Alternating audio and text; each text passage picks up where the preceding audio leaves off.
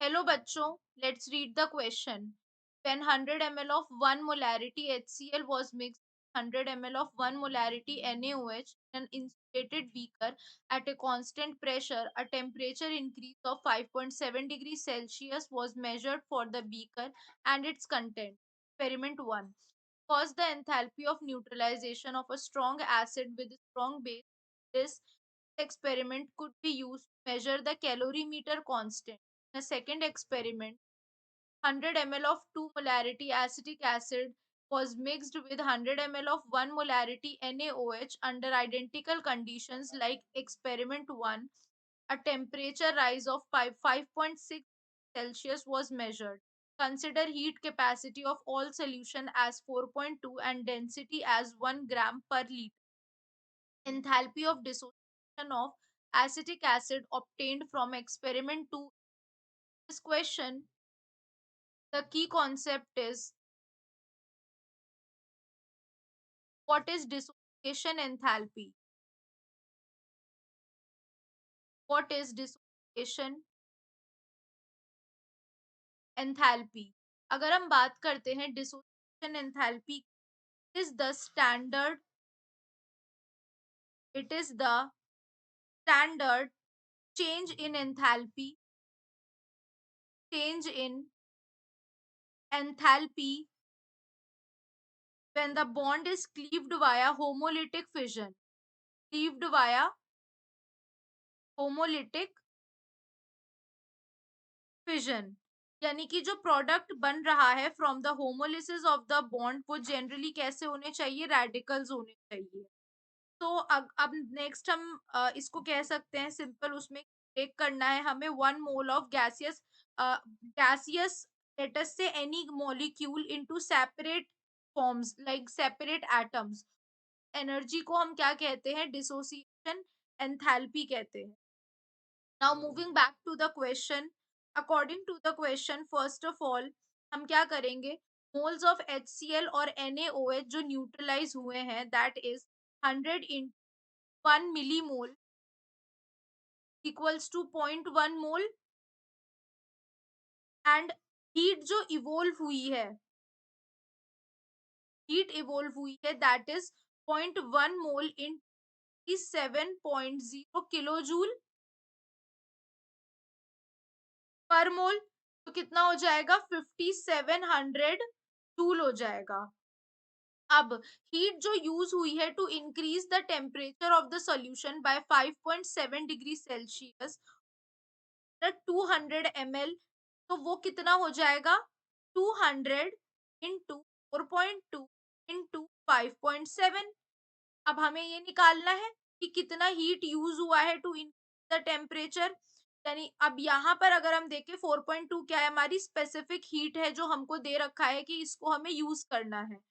200 is the volume into specific heat and 5.7 is the temperature. Formula से हम क्या करेंगे, हीट जो यूज हुआ है उसको निकाल लेंगे. तो ये हमारा कितना आ जाएगा, 4788 जूल आ जाएगा. यानी कि जो हीट यूज हुआ है टू इंक्रीज द टेम्परेचर वो कितना हो जाएगा, 5700 में से 4788 को माइनस कर देंगे तो हमारे पास आ जाएगा जो हीट यूज हुआ है टू इंक्रीज द टेम्परेचर. अब we know that ms delta T is equals to 912.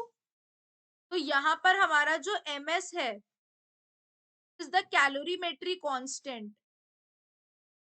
Delta T क्या है हमारा, 5.7 का चेंज बताया है इज इक्वल्स टू 912.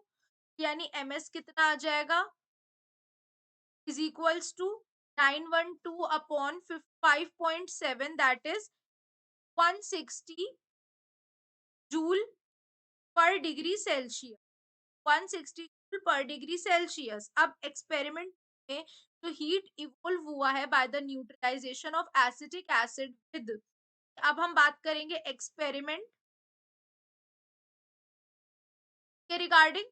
तो अब जो हुआ है कितना यहाँ पर एक्सपेरिमेंट 2 में जो हीट इवोल्व हुआ है by the neutralization of acetic acid with NaOH वो कितना हुआ है, 200 इन 4.2 इज द स्पेसिफिक जो दे रखा है हमें क्वेश्चन में, इंटू 5.6 का चेंज आया है, प्लस ये तो एब्जॉर्ब हुआ है by the solution, plus 160 into 5.6 जो एब्जॉर्ब हुआ है बाय द कैलोरीमीटर, कितना हो जाएगा?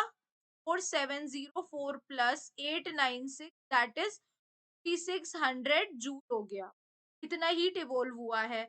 अब एसिटिक एसिड जो 100 ml ऑफ 2 मोलैरिटी सॉल्यूशन में पाया गया है दैट इज 100 इंटू मिलीमोल, यानी 0.2 मोल हो जाएगा।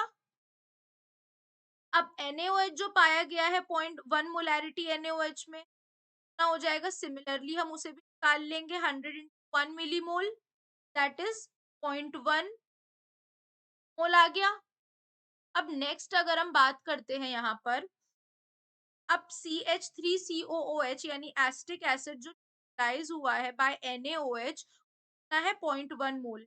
जो हीट इवोल्व होगा इस न्यूट्रलाइजेशन में वो भी कितना होगा कि 600 जूल जो हमारा निकल के आया था 0.1 मोल।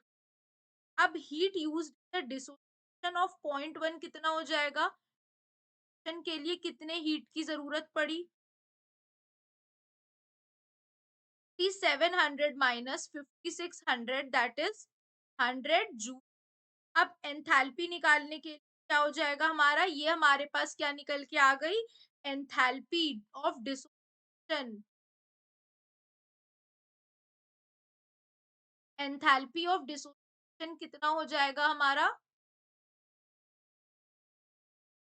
ऑफ द एसिटिक एसिड पर मोल कितना हो जाएगा? 1 kilo, that will be 1 kilo joule, 1000 joule भी कह सकते हैं हम, और यहाँ पर हमारा आ जाएगा 1 kilo joule. Can say that the correct answer is 1 kilojoule. Hope you guys understand. तो हमारा यहाँ पे करेक्ट आंसर हो जाएगा option number A. We can say that option the right answer. Hope you guys understand. Thank you.